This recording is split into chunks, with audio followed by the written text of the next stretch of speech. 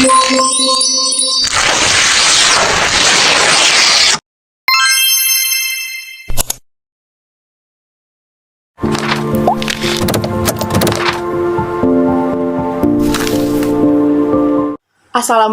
warahmatullahi wabarakatuh. Halo semuanya, perkenalkan nama saya Destriana Pusparika dengan NPM 202014501009. Saya dari kelas RK. Di sini saya dan teman-teman saya dari kelompok 1 akan membahas tentang perdagangan luar negeri. Di mana materi yang akan kita bahas yang pertama ada definisi perdagangan luar negeri, yang kedua ada ruang lingkup perdagangan luar negeri, dan yang ketiga ada latar belakang terjadinya perdagangan luar negeri, dan yang keempat ada teori perdagangan luar negeri. Halo semua, perkenalkan nama saya Siva Kania dengan NPM 202014501025. Saya dari kelas R7K. Saya akan membahas mengenai materi definisi perdagangan luar negeri dan ruang lingkup perdagangan luar negeri.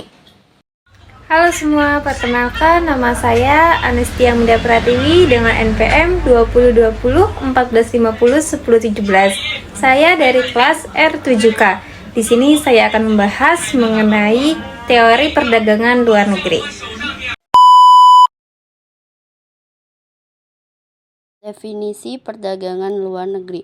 Menurut Undang-Undang Nomor 7 Tahun 2014 tentang Perdagangan, pada pasal 1 ayat 3 disebutkan bahwa perdagangan luar negeri merupakan perdagangan yang mencakup kegiatan ekspor dan impor atas suatu barang atau jasa yang melampaui batas wilayah negara. Perdagangan luar negeri sangat berpengaruh terhadap tumbuhnya perekonomian di suatu negara karena di dalamnya terdapat persaingan pasar dalam ranah internasional. Perdagangan luar negeri dapat juga diartikan sebagai transaksi jual beli atau bisnis antara satu negara dengan negara lain yang bertujuan untuk memenuhi kebutuhan suatu negara terhadap satu barang atau jasa dan untuk meningkatkan pendapatan negara.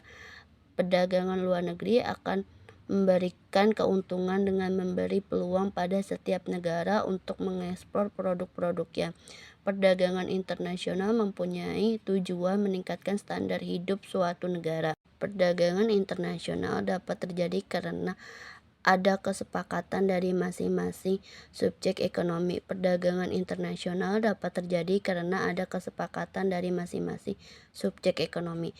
Subjek ekonomi yang dimaksud bisa terjadi antara pemerintahan, individu atau pemerintah dengan individu suatu negara. Selain itu, perdagangan internasional juga mendorong industrialisasi dan investasi perusahaan transnasional. Namun banyak tantangan yang harus dihadapi dalam aktivitas perdagangan internasional, sehingga banyak negara gagal memperoleh manfaat dari perdagangan tersebut. Negara yang menganut perekonomian terbuka sangat sensitif apabila ada gejolak di perekonomian dunia. Semakin meluasnya aktivitas perdagangan internasional suatu negara berarti semakin sensitif stabilitas perekonomiannya. Pemerintah harus tetap menjaga stabilitas perekonomian domestik maupun stabilitas sektor luar negeri. Sebagai salah satu aspek penting dalam pembangunan ekonomi, stabilitas perekonomian domestik bisa diwujudkan melalui stabilitas tingkat harga pada tingkat konsumen dan produsen di level domestik.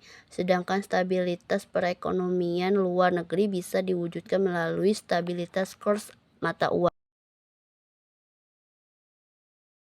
Ruang lingkup. Yang pertama ada perpindahan barang dan jasa dari suatu negara ke negara lain. Perpindahan modal melalui investasi asing dari luar negeri ke dalam negeri. Perpindahan tenaga kerja dari suatu negara ke negara lain. Perpindahan teknologi dengan mendirikan pabrik-pabrik di negara lain. Penyampaian informasi tentang kepastian adanya bahan baku dan pangsa pasar. Perdagangan internasional terjadi akibat adanya interaksi dari permintaan dan penawaran yang terjadi di pasar sehingga terciptalah ketergantungan untuk saling memenuhi kebutuhan dalam negeri dengan cara melakukan kerjasama dengan negara lain. Perdagangan luar negeri terjadi karena adanya hal-hal berikut. Yang pertama, Perbedaan hasil produksi. Tiap-tiap negara mempunyai kekayaan alam, modal, teknologi, dan kebudayaan yang berbeda. Oleh karena itu, tiap-tiap negara mempunyai hasil produksi yang berbeda-beda. Ada negara yang dapat memproduksi suatu barang atau jasa yang melimpah, sementara ada negara yang kekurangan hasil produksi barang atau jasa tersebut tetapi memiliki barang atau jasa lainnya. Contoh, Indonesia banyak menghasilkan produksi pertanian, Korea dan Jepang banyak menghasilkan barang-barang elektronik. Perdagangan internasional terjadi akibat adanya interaksi dari permintaan dan penawaran yang terjadi di pasar sehingga terciptalah ketergantungan untuk saling memenuhi kebutuhan dalam negeri dengan cara melakukan kerjasama dengan negara lain. Perdagangan luar negeri terjadi karena adanya hal-hal berikut. Yang pertama, perbedaan hasil produksi. Tiap-tiap negara mempunyai kekayaan alam, modal, teknologi, dan kebudayaan yang berbeda. Oleh karena itu, tiap-tiap negara mempunyai hasil produksi yang berbeda-beda. Ada negara yang dapat memproduksi suatu barang atau jasa yang melimpah, sementara ada negara yang kekurangan hasil produksi barang atau jasa tersebut tetapi memiliki barang atau jasa lainnya. Contoh, Indonesia banyak menghasilkan produksi pertanian, Korea dan Jepang banyak menghasilkan barang-barang elektronik. 2. Perbedaan harga barang. Harga suatu barang di tiap-tiap negara berbeda. Perbedaan harga inilah yang mendorong adanya perdagangan internasional. Misalnya, harga komputer di Korea Selatan dan di Jepang lebih murah daripada di Indonesia. Mendorong orang Indonesia untuk membeli komputer tersebut di Korea atau Jepang untuk dijual di Indonesia. Mereka melakukan perdagangan karena memperoleh keuntungan sebagai akibat dari adanya perbedaan harga jual dan harga beli. Dan yang ketiga, adanya keinginan untuk meningkatkan produktivitas. Tiap-tiap negara mempunyai kebutuhan akan barang yang beraneka ragam. Namun, secara ekonomis, tiap negara lebih baik memproduksi beberapa macam barang saja, kemudian melakukan perdagangan internasional.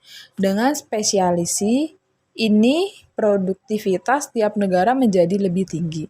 Perdagangan internasional dapat terjadi karena adanya kesepakatan dari masing-masing subjek ekonomi. Subjek ekonomi yang dimaksud bisa terjadi antar pemerintahan, individu, atau pemerintahan dengan individu suatu negara. Alasan yang mendasari perdagangan internasional yaitu keuntungan yang akan diperoleh masing-masing negara yang pada tujuan akhirnya untuk memaksimalkan kesejahteraan negaranya. Teori perdagangan luar negeri terbagi menjadi beberapa bagian. Yang pertama ada teori klasik. Setiap teori dalam ilmu ekonomi selalu didasarkan atas asumsi tertentu. Demikian juga teori klasik dalam perdagangan internasional didasarkan pada sejumlah asumsi sebagai berikut. A. Dua barang dan dua negara. Asumsi ini sangat menyederhanakan permasalahan dalam perdagangan internasional, sehingga jauh lebih realistis. Apalagi zaman sekarang ini, di mana negara yang tertutup atau tidak melakukan sama sekali perdagangan dengan negara-negara lain, praktis tidak ada terkecuali hanya Korea Utara. B. Nilai atas dasar biaya tenaga kerja yang bersifatnya homogen. Nilai suatu barang tergantung hanya atas biaya tenaga kerja, yakni jumlah tenaga kerja, dalam jam atau hari kerja, yang dibutuhkan untuk memproduksi dikali upah pekerja. Pada masa teori klasik, faktor yang memproduksinya seperti modal dan tanah tidak dianggap penting dalam menentukan biaya produksi dan berarti juga harga pokok. C. Biaya produksi yang tetap tidak berubah. Menurut teori klasik, biaya produksi per unit output konstan tidak berubah walaupun volume produksinya berubah. Dengan demikian, berapapun sesuatu negara memproduksi suatu barang, biaya atau harga per unitnya tetap tidak berubah. D. Tidak ada biaya transportasi. Ini juga merupakan penyederhanaan dari masalah karena dalam kenyataannya biaya transportasi sangat mempengaruhi harga jual dari suatu barang ekspor, yang berarti juga daya saing dari barang tersebut dan akhirnya pertumbuhan ekspornya. E. Faktor-faktor produksi dapat bergerak bebas di dalam negeri tetapi tidak antar negara. Sekarang dapat dilihat banyak negara yang kinerja impor manufakturnya sangat cemerlang, padahal negara-negara tersebut sangat miskin akan bahan baku. Jadi, harus dibeli di negara yang berkembang. F. Distribusi pendapatan tidak berubah. Dasar pemikiran dari teori klasik adalah bahwa perdagangan dunia bebas akan memberi manfaat yang sama bagi negara yang terlibat. G. Tidak ada perubahan teknologi. Ini termasuk asumsi yang sangat penting dalam arti perdagangan dunia sangat ditentukan oleh teknologi. H. Perdagangan dilaksanakan atas dasar barter. Mungkin karena pada zaman itu belum ada uang, maka perdagangan antar negara dilakukan atas dasar tukar-menukar barang atau barter, namun umumnya disebut imbal beli. Teori klasik terbagi menjadi dua. Yang pertama, keunggulan absolut, dan yang kedua, keunggulan komparatif. Yang pertama, keunggulan absolut. Filsafat ekonomi yang dikenal sebagai merkantilisme menyatakan bahwa cara yang terpenting bagi suatu negara untuk menjadi kaya dan berkuasa adalah mengekspor lebih banyak daripada mengimpor. Selisihnya akan diselesaikan dengan memperlakukan dari logam-logam mulia sebagai besar dari emas. Keunggulan komparatif. Ricardo menyatakan bahwa sekalipun suatu negara mengalami kerugian atau ketidakunggulan absolut dalam memproduksi suatu komoditi jika dibandingkan dengan negara lain, namun perdagangan yang saling menguntungkan masih dapat berlangsung. Negara yang kurang efisien akan berspesialisasi dalam produksi ekspor dalam komoditi yang mempunyai kerugian absolut lebih kecil. Dari komoditi inilah negara tadi mempunyai keunggulan komparatif. Di pihak lain, negara tersebut sebaliknya mengimpor komoditi yang mempunyai kerugian absolut lebih besar. Dari komoditi inilah, negara tersebut mengalami kerugian komparatif. Hal ini lebih dikenal dengan hukum keunggulan komparatif. Teori modern terbagi menjadi dua. Yang pertama ada teori Heckscher-Ohlin. Dalam teorinya mengenai timbulnya perdagangan, menganggap bahwa negara dicirikan oleh bawaan faktor yang berbeda, sedangkan fungsi produksinya itu adalah sama.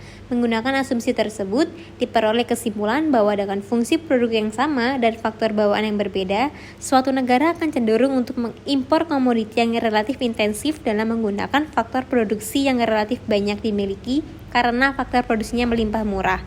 Suatu negara juga akan mengimpor komoditi yang faktor produksinya lebih langka, didapat, dan biaya yang mahal.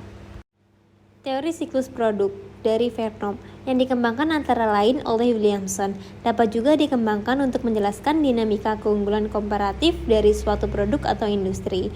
Vernom mendapat bahwa banyak barang manufaktur yang melalui suatu siklus produk yang prosesnya bisa pendek atau panjang, yang terdiri dari 4 tahap, yakni pengembangan atau penciptaan inovasi atau introduksi, pertumbuhan, kedewasaan, dan penurunan. Siklus ini akan terjadi selama kondisi-kondisi yang mempengaruhi proses produksi dan persyaratan-persyaratan lokasi berubah terus secara sistematis. Jadi menurut Vernom, keunggulan dari barang tersebut berubah mengikuti perubahan waktu dan dari satu negara ke negara lain. Hipotesis siklus produk ini didasarkan pada asumsi bahwa rangsangan pada inovasi biasanya dipicu oleh ancaman dari pesaing atau peluang pasar. Dalam kata lain, perusahaan cenderung dirangsang oleh kebutuhan dan kesempatan yang ada di dalam pasar negeri. Dan yang terakhir ada teori skala ekonomis. Teori skala ekonomis bertolak belakang dengan teori skala Heckscher-Ohlin. Teori HO mengasumsikan skala penambahan hasil yang konstan, sedangkan di dalam teori skala ekonomis, skala penambahan tidak tetap, melainkan meningkat terus. Misalnya penambahan pertama di input 10%, membuat 20% penambahan output. Penambahan kedua input sebesar 10%, menghasilkan penambahan outputnya 30% dan seterusnya. Jadi skala ekonomis adalah suatu skala produksi di mana pada titik optimalnya, produksinya bisa menghasilkan biaya per satu unit output terendah. Keberadaan skala ekonomis dapat menjelaskan beberapa pola perdagangan yang tidak dijelaskan di dalam model HO. Jika terdapat skala ekonomis, suatu perusahaan di suatu negara dapat berspesialisasi dalam produk suatu jangkauan produk yang terbatas dan mengekspornya dengan harga yang lebih murah dari produk yang sama dari perusahaan di negara lain yang tidak memiliki skala ekonomis, karena misalnya modal terbatas hingga tidak bisa membangun kapasitas produk yang besar atau keterbatasan teknologi, sehingga tidak memungkinkan proses produksinya mencapai skala ekonomis. Karena itu, pada dalam era perdagangan bebas, skala ekonomis menjadi salah satu faktor penentu tingkat daya saing global atau keunggulan suatu perusahaan industri. Dengan skala ekonomis yang berkorelasi positif dengan luas kapasitas produk dan tingkat intensitas dalam pemakaian faktor produksinya khususnya modal, maka ketersediaan faktor produk dari teori HO sebagai sumber keunggulan komparatif dalam harga menjadi tidak selalu relevan. Dalam kata lain, suatu negara yang miskin SDA atau sumber daya alam, misalnya Jepang, tetap dapat menghasilkan barang-barang yang memakai bahan-bahan baku impor dengan harga output yang lebih murah daripada barang-barang yang bantuan negara mengekspor bahan-bahan baku tersebut. Karena di Jepang produk produksinya dapat dilakukan dalam suatu skala ekonomis yang besar, sehingga menghasilkan biaya produksi per unit outputnya lebih rendah daripada negara yang kaya sumber daya alam. Audio Jungle.